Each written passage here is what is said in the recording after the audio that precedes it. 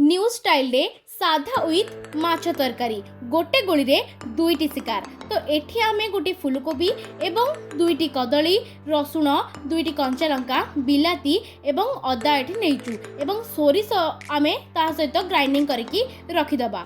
एवं तापरे मु एठी पैन रे टिके तेल पकई देछि। कड़ाई गरम हो सारा परे एठी मु पंचफुटन को ऐड कर देबी।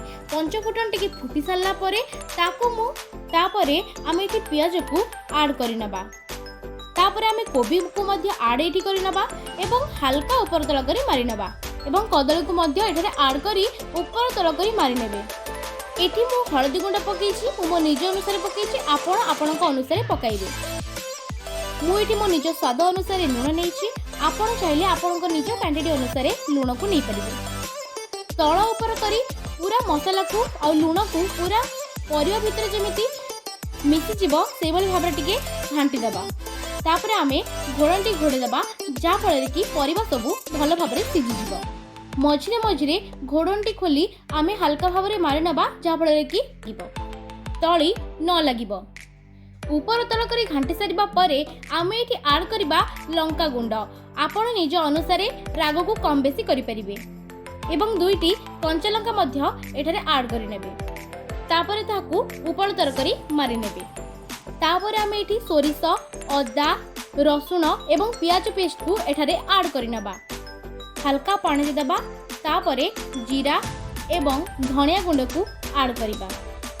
ताहाको तळ ऊपर टिके मिक्स करिकी घोड़ंटी घोड़े दबा जा फଳରେ कि टिके सिझी जिवो। मझिरे टमाटर को पकाई घोड़ंटी को घोड़े दबा।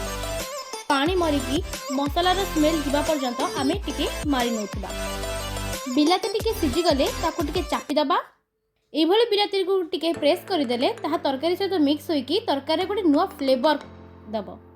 भल भाबरे पानी मरी सारा परे आमे पानी ऐड करिबा। पानी फुटिया पर्यंत आमे टिके ताको घोड़नी रे घोड़े दबा। एबे आमे घोड़नी को काढिबा।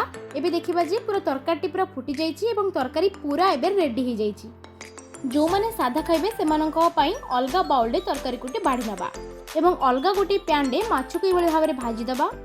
माछ भाजी सारा परे जो तरकारी रांचंदी सेटा को ऐड करि नेबे एवं देखंतु केवल भाबरे गोटे गोल्डे दीटा शिकार हे गला। साधा लोक साधा खाइ परिबे आमिष लोक मध्य आमिष खाइ परिबे। आपणकर टाइम मैनेजमेंट हबो जहा फଳରେ आपण को एते कष्ट करबा को पड़िबनी। एई भली भाबरे नुवा टिप्स पाइबा हेले आम चैनल को सब्सक्राइब करके हमको सपोर्ट करंतु। धन्यवाद।